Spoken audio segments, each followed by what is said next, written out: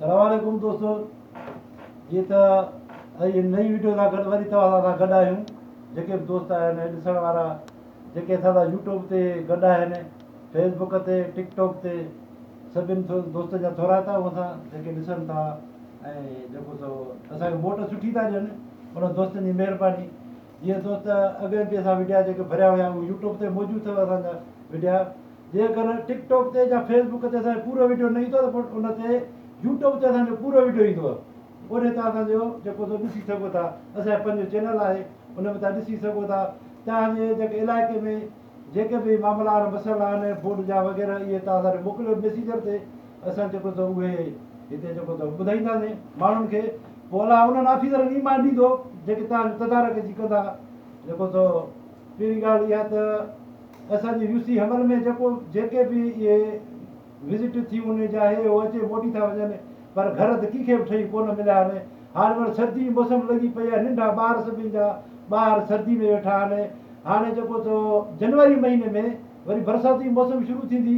हाणे साइंसदान त न आहियूं, पर यानी की मौसम जे लिहाज़ सां यानी की सियारे जी बरसातूं जनवरी में शुरू थींदियूं आहिनि। हाणे उहे मारूड़ा माण्हू उहे हाणे काॾे ईंदा हिन जेको बरसातुनि में? हिन महिल सर्दी लॻी पई आहे, सभु ॿाहिरि वेठा आहिनि, अञा ताईं उन्हनि खे का बि जॻह न आहे ठही मिली। न वरी कोई कुझु ॾिसूं ई था त पोइ उन्हनि खे जॻह ठाहे ॾींदा। हाणे उन्हनि हुकुमराननि खे अर्ज़ु था कयूं, महिरबानी कयो, जल्दी कयो, हुननि खे घर ठाहे ॾियो वीचारनि खे जेके वेठा आहिनि। हाणे एतिरो वॾो जेको सो सैलाब कोन आयो हुयो जो 8-10 ज़िला पुॼी वियो, तव्हां नथा पुॼी सघो। आहे त इहो ई कमर शहदाद कोट, इहा ई पटी, दादू जी पटी जेका आहे, दादू जी जेका पटी आहे त इहा ई बसि जेका सो बोर्ड में महिरबानी करे हिननि खे घर ठाहे ॾियो।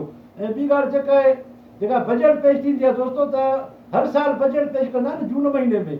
जेको सॼो हिसाब किताब लाहे पोइ वरी चवंदा हाणे 20 अरब या 25 अरब ही पंहिंजी बचत आहे।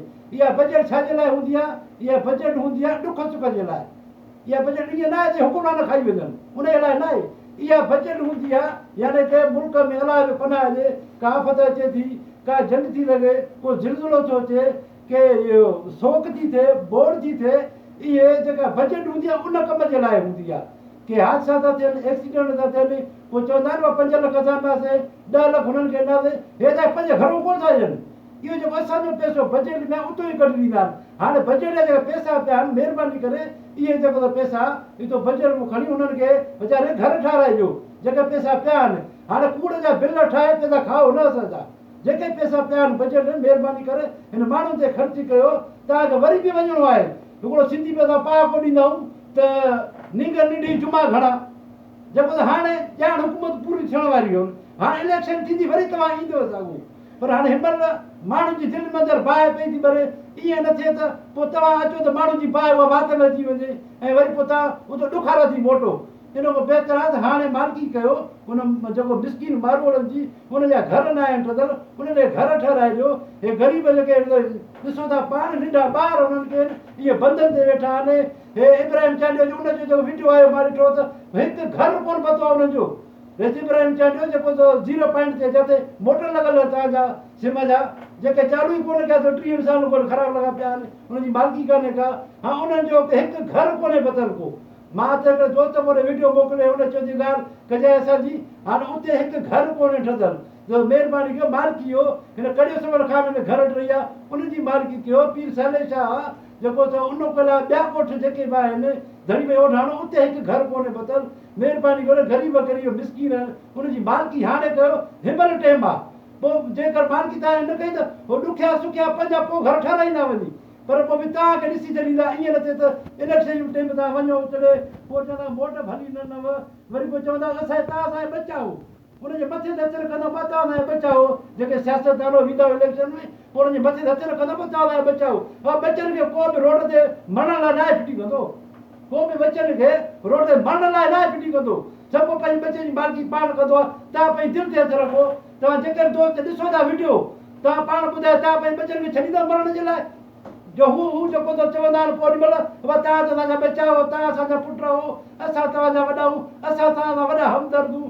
ॾुख सुख जो टाइम हिनमहिल ई आहे, हिनमहिल ॾुखियो टाइम आहे। हुन त पंहिंजो टाइम में कमु अचो।